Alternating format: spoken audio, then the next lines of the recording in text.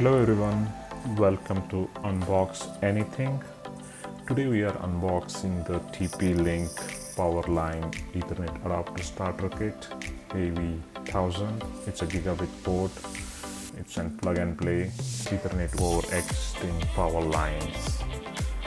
So this is ideal for we have a smart TV where you need the Ethernet port or you are doing any online gaming or wired connection. So this is easy. You can just plug into your existing router with a Ethernet cable, then plug the same thing to the adapter, then just use any power connector to connect it.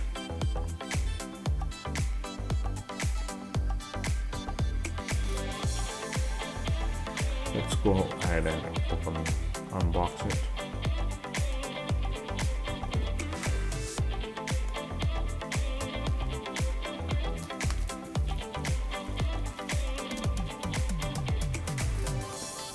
It's a pretty small package, and it comes up with two of these Ethernet adapters. As you can see, they are very small. I think you can use any of your